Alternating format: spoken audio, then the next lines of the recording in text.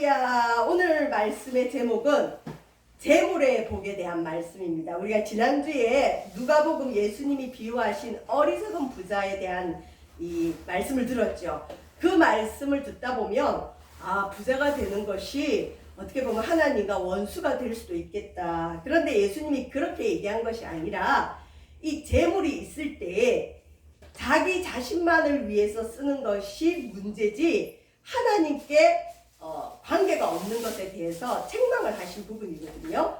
자, 성경에는 이 재물에 대한 복의 말씀이 많습니다. 특별히 성경의 재물관, 특별히 우리가 기복신앙해서 예수 믿는 사람들이 교회 가서 축복받게 해주시고 물질 주시고 집 사게 해주시고 사업 잘 되게 해주시고 이런 기도를 하는 걸 흔히 기복신앙이다, 미신적인 신앙이다, 복만을 구한다. 그래서 세속화됐고 다른 그 기복적인 종교랑 뭐가 틀리냐 이렇게 공격을 받기도 해요. 근데 성경에는 재물에 대한 얘기가 두 가지가 다 있어요. 특별히 오늘 읽은 본문의 구약에는 재물이 하나님 주신 복이래요. 그러니까 하나님 주신 복은 받아야 되겠죠. 자, 그런데 또 신약에 와서는 다는 아니지만 신약 성경을 쭉 읽다 보면 주님이 옷도 두 벌 가지지 말고 제자들에게는 그랬어요. 물질을 초월한 생활, 청빈한 생활. 오늘날 기독교가 우리가 이제 공격을 많이 받는 게 주의 종들이나 목사님들이 너무 많은 부를 누리는 것에 대한 질타를 받고 있죠. 그래서 어쨌든 기독교인이다 그러면 조금은 세상 사람과 다르게 물질을 초월한 생활을 해야 되지 않나. 이제 그런 사상이 있고, 그다음에 무엇보다 이 사상을 뒷받침해 주는 것이 돈을 사랑하는 것이 일만하게 뿌리라라고 성경에 돼 있기 때문에 이 이제 성도들한테 어려움이 오는 거예요.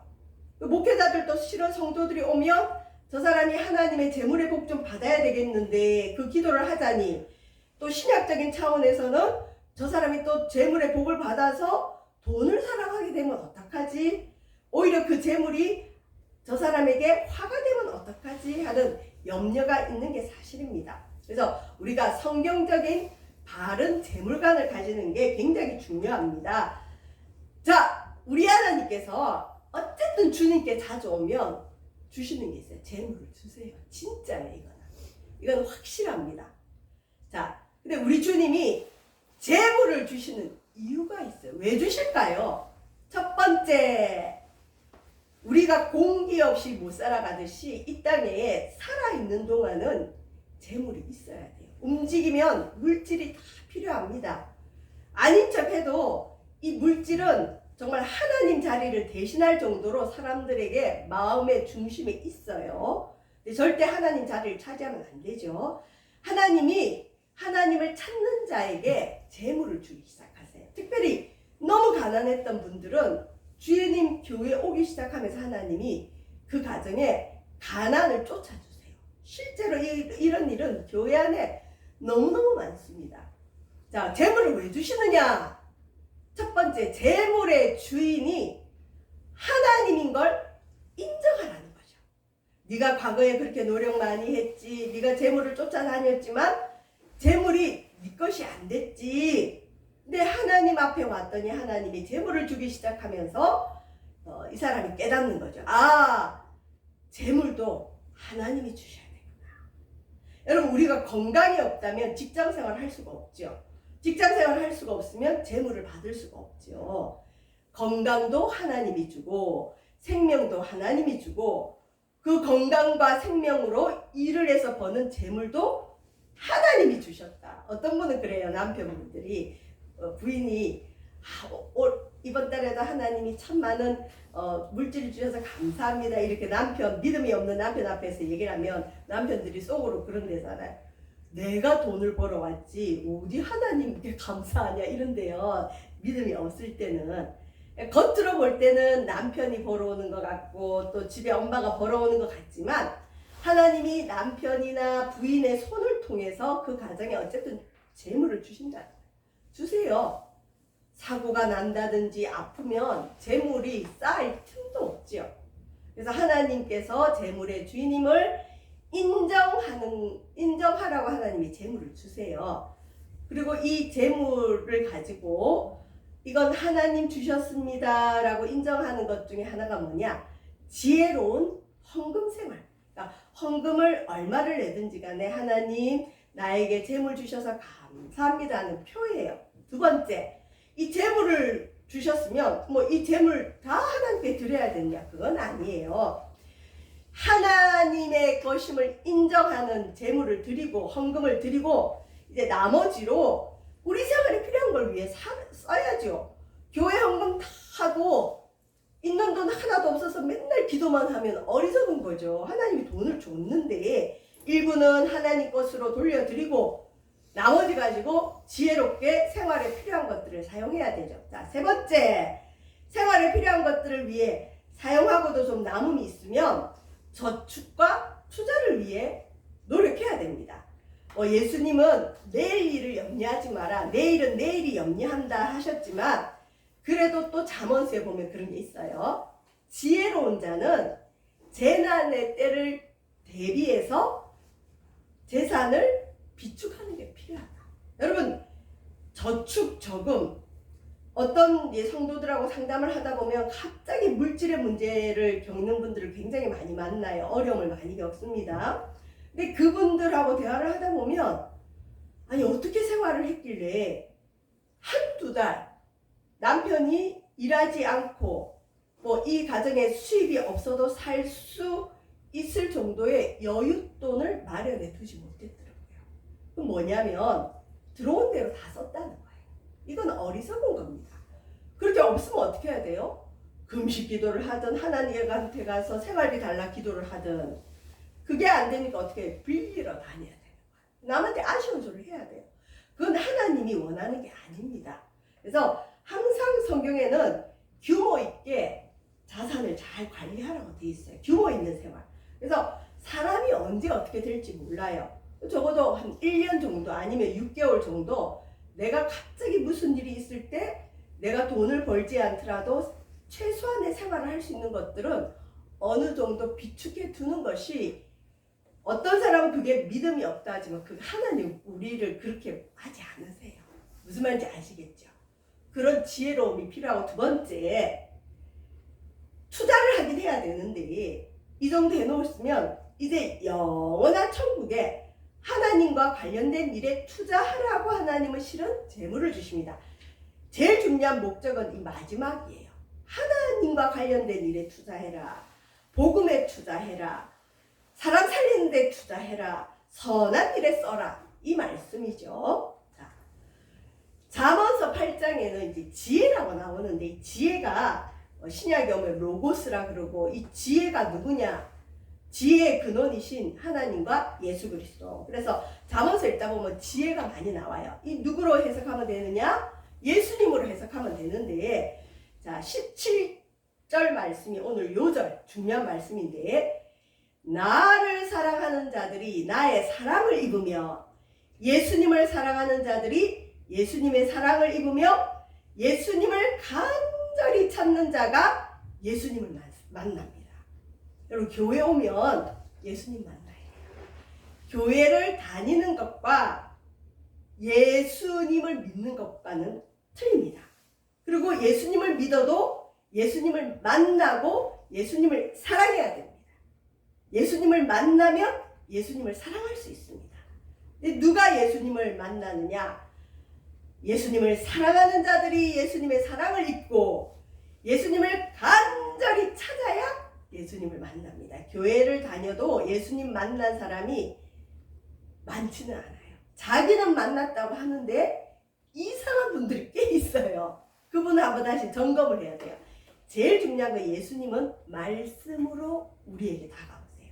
말씀으로 예수님을 만나는 게 가장 좋습니다. 어떤 분은 이제 음성을 듣기도 하고 얼마 전에 꼭 교계에 무슨 문제가 생겼는데 그 목사님이신데 좀 안타까운 게 말씀으로 만났으면 좋았는데 소리가 들렸대요.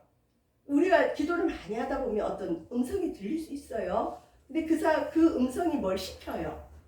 근데 그게 하나님 말씀과 일치하면 하면 되지만 뭔가 하나님 말씀하고 안 맞다?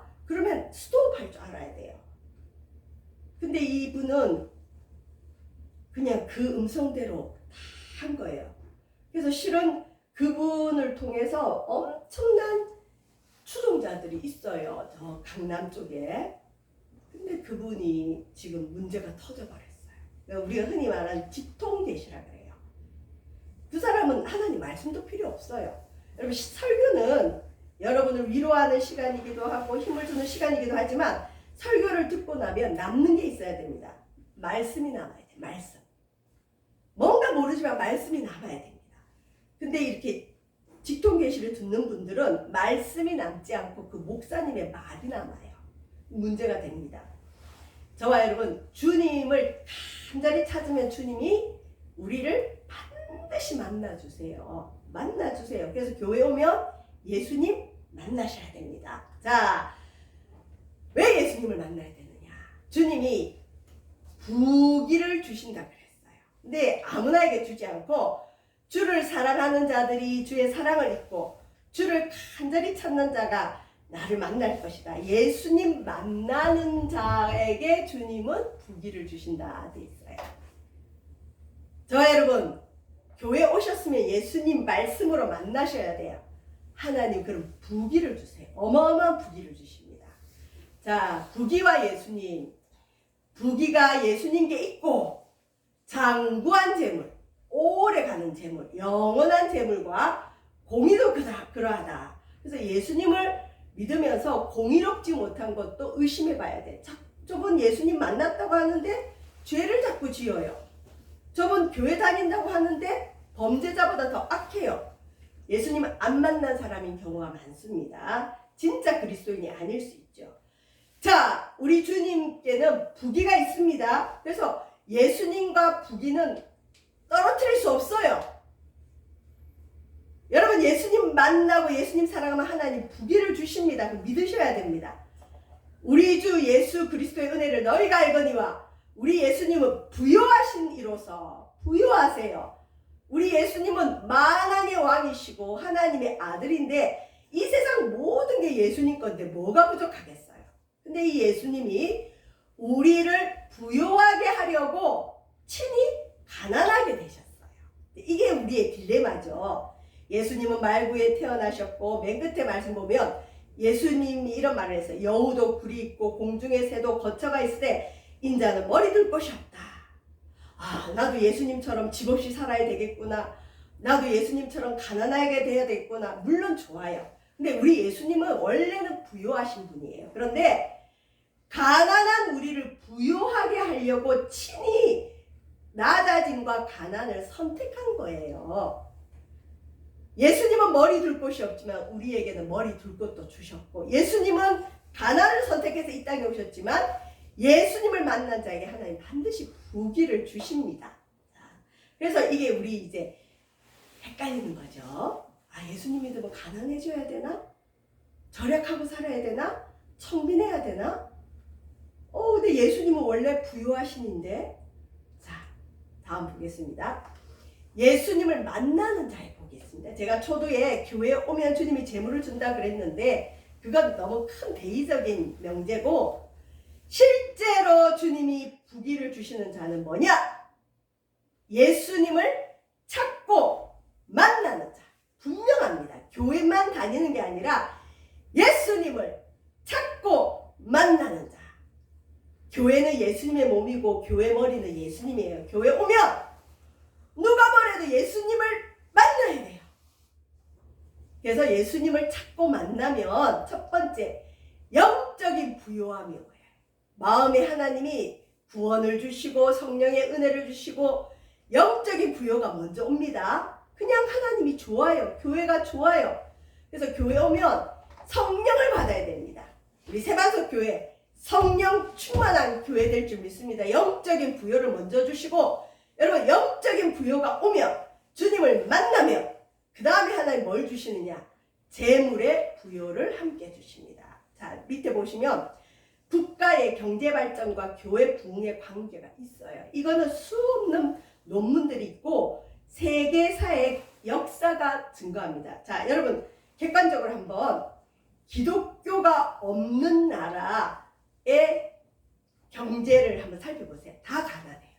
진짜예요. 아프리카, 북한 심각한 가난 있죠. 우리나라에 예수님을 안 믿는 경제학자가 실제로 발표를 했어요. 우리나라 경제 발전에 기독교가 미친 영향이 막대하다는 거죠.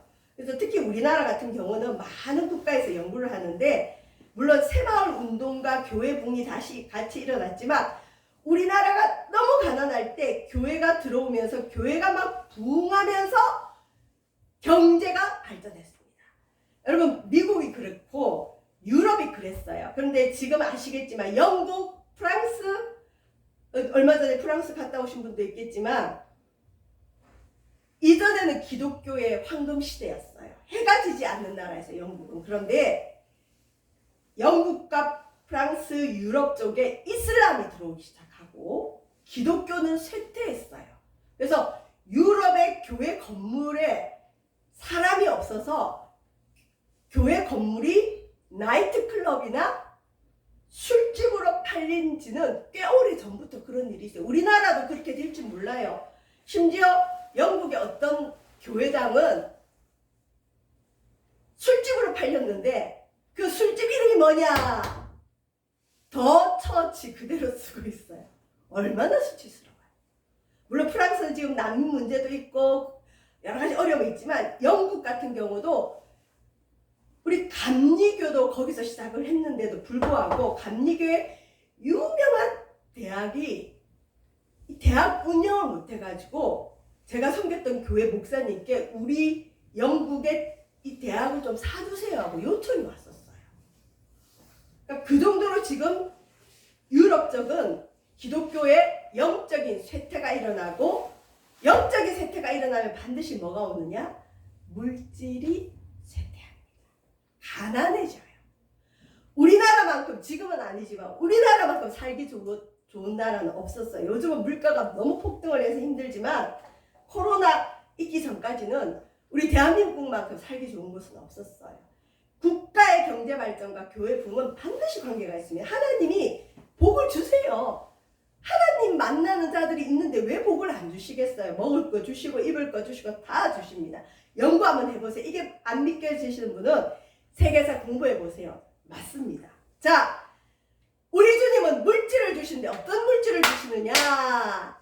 영원한 재물을 주세요. 자, 주께서 주신 물질의 부유함이 여러분 영원한 재산이 돼야 됩니다. 영원한 재물이 돼야 됩니다.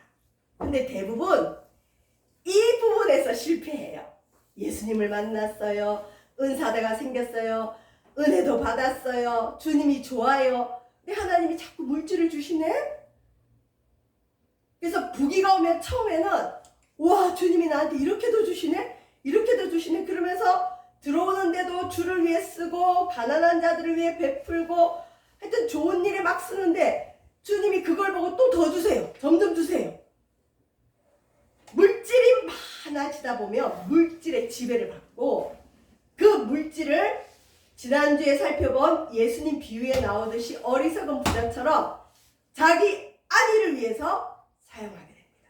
여기서 실패하느냐 여기서 성공하느냐에 따라서 여러분 우리의 영원한 삶이 틀려집니다. 여기서 성공해야 진짜 그리스도인이 되는 거고, 여기서 실패하면 여러분 믿음이 아주 낮아지게 됩니다. 하나님이 내게 주신 물질을 나만을 위해서 쓰면 안 되고 끊임없이 주를 위해서 써야 돼요. 그러라고 주님이 물질을 주는 거예요. 내가 이 물질 누구에게 줄까 고민하세요. 근데 내가 우리 주님 보실 때 저 집사에게 주면 저 집사는 자기만을 위해 쓰지 않고 영혼 살리는데, 교회 세우는데, 가난한 자들에게 베풀 수 있겠구나 하고 주님이 부어주시는데 그걸 망각하는 거예요. 내가 받을만 하니까 이렇게 주셨구나. 그러고는 처음에는 그렇게 선한 일에 쓰다가 나중에는 비축하는 거예요. 그 어리석은 부자처럼. 여기서 다 실패하는 거예요. 여기서 실패하면 끝이에요. 여기서 실패한다니까요.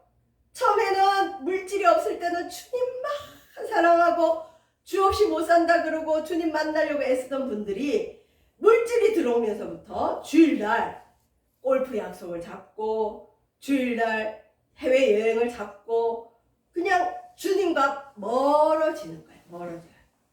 예수님을 만나도 그래요. 왜?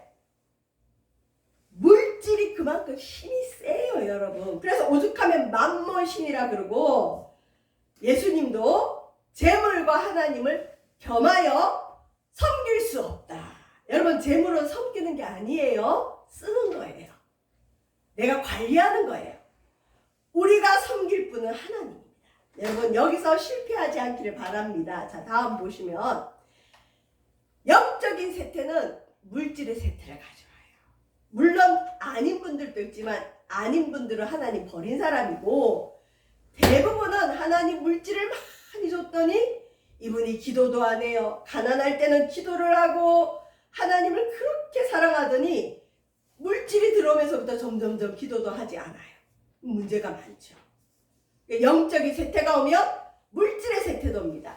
자, 주께서 주신 재물을 영원한 하늘나라 재물로 이어가지 못하면 우리에게 영적인 세태와 함께 물질의 어려움이 함께 옵니다. 여러분, 우리에게 물질 주시면 첫 번째 이 물질 하나님 주신 겁니다. 감사합니다 하고 지혜로운 헌금 생활을 하고 두 번째 우리 가정에 필요한 걸 쓰고 세 번째 어느 정도의 비축과 함께 하나님 나라를 위해 써야 돼요. 그런 사람은 하나님 계속 부어주십니다. 여기서 장구한 재물, 우리에게 주신 물질이 여러분 장구한 재물이 돼야 되는데 장구한 재물이 뭐냐? 영원한 천국에 쌓는 것이 장구한 재물입니다.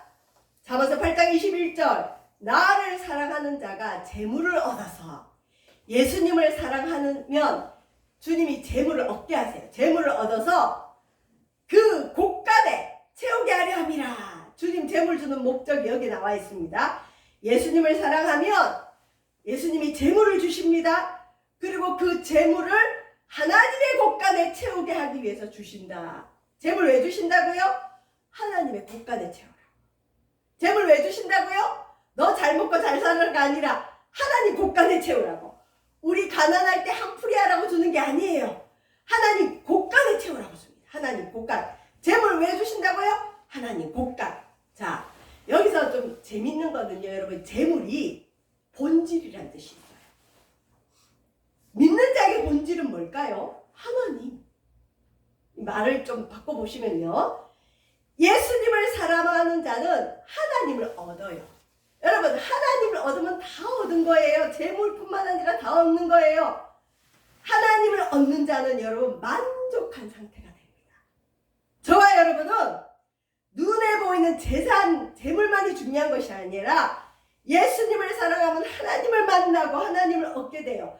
하나님을 얻는 자는 재물이 있던 없던 만족해요. 우리 영원히. 그리고 우리 하나님은 하나님으로 인해서 재물을 얻어서 그 곳간에 채우게 하려 하신다. 그 곳간이 어딜까요? 하나님 곳간. 재물 왜 주신다고요? 하나님 곳간에 채우라고. 재물을 왜 많이 주신다고요? 하나님 곳간에 채우라고. 우리 가정을 위해서 재물 불리는 게 아니라 하나님 곳간에 채우라고 하나님이 재물을 자꾸 주세요. 우리 가정에 내 개인의 필요한 것보다 더 많이 주실 때는 빨리 하나님 곳간에 저축하라고 주님이 재물을 주십니다. 자, 여러분, 하나님 곳간에 어떻게 채울까? 이전에는 보통은 교회 헌금 많이 하라고 설교했어요. 근데 요즘은 그것도 맞아요. 근데 이 교회 헌금을 했는데 교회가 이 헌금을 하나님 뜻에 맞게 잘 쓰는 것도 굉장히 중요합니다. 그걸 또 기도해야 돼요. 교회 이름 내는 데 쓰면 안 되고 원래 하나님의 목적대로 가난한 자, 생명을 살리는데 흘려보내야 됩니다. 그래서 교회는 성도들이 낸 헌금이 어떻게 쓰이는지에 대한 기도도 함께 해야 됩니다. 그 다음에 성도들에게도 교회만 많이 내라고 은근히 많이 가르쳤어요, 실은. 근데 그거 아니에요. 물론 교회 내면 교회가 구제도 하고 선교도 하지만 여러분은 일주일에 한 번 교회 오잖아요. 나머지는 여러분 직장, 가정에서 생활합니다. 그러면 여러분이 직장이나 가정에서 교회가 아닌 곳에서 어떻게 하나님의 재물을 하늘나라에 쌓을 수 있을까요? 여러분 주변에 어려운 분들을 도우세요. 여러분 가문에 어려운 분이 있으면 도와주세요. 누구 이름으로? 주의 이름으로. 내 이름으로 말고. 사람의 도리가 있으면 도리도 하세요. 여러분의 직장에서 저분에게 하나님이 하늘 곳간에 채우라고 나에게 보내줬구나. 그런 감동이 오면 도와주시길 바랍니다. 선한 곳에 흘려 보내십시오. 그래서 요즘 성도들은 보면 교회도 헌금을 많이 하지만 어떤 그 사회적인 기업 같은 데도 많이 하고 또 어려운 곳에 아프리카 이런 데도 많이 보내는 걸 보게 됩니다. 어쨌든 재물을 왜 주셨느냐? 왜 많이 주셨느냐? 하나님 곳간에 채우라고. 그래야 됩니다. 그러면 그 가정은 끊임없이 주님이 채워주세요. 그런데 이걸 하지 않잖아요. 우리 주님이 물질을 딱 끊어버리세요. 여러분, 우리는 뭐가 있어야 주의를 할 거 아니에요. 주의를 하고 싶어도 물질이 없으면 할 수가 없어요.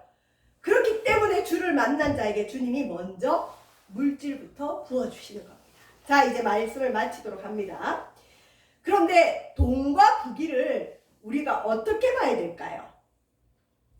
성경의 디모데전서 6장 10절에는 돈을 사랑함이 일만하게 뿌리다.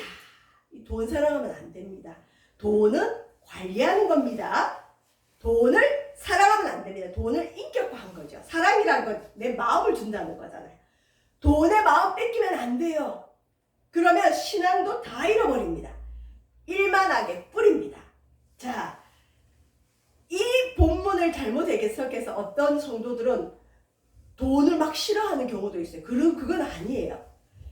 좀 전에도 말씀드렸지만 주님의 일을 하려면 주님이 먼저 돈을 주세요. 왜? 뭐가 있어야 주의 일을 하죠.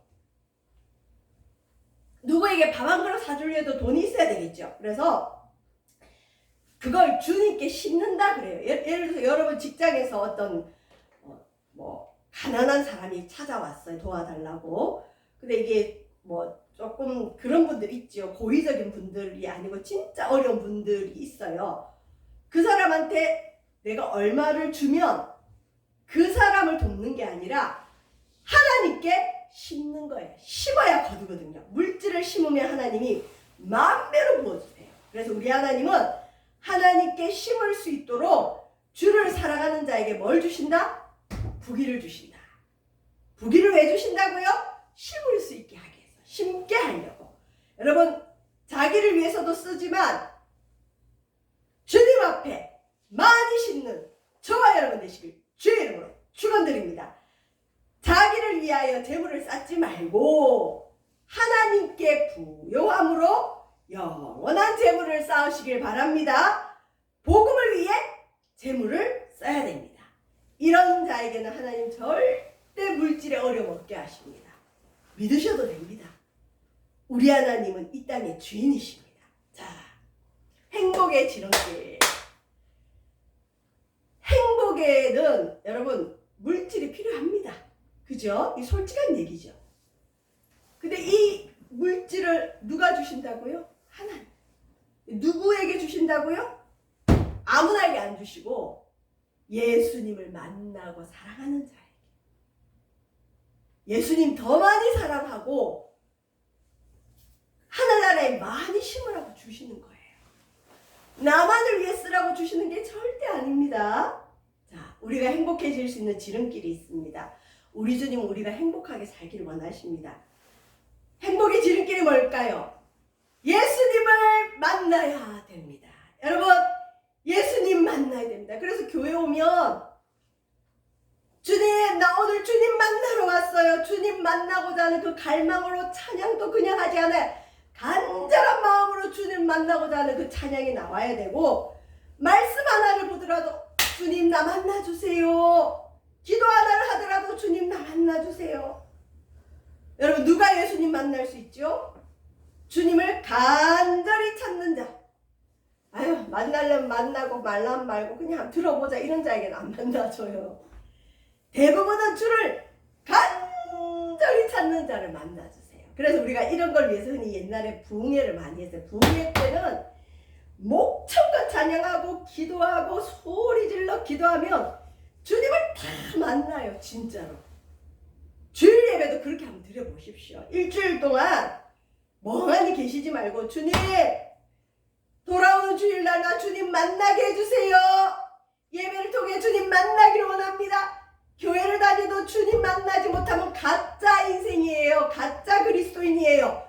주를 만나야 됩니다. 그래서 우리 인생의 목적, 신앙생활의 목적은 뭐가 해야 되느냐? 예수님 만나는 거. 예수님 만나면 모든 것이 해결되는 걸 믿으시길 바랍니다.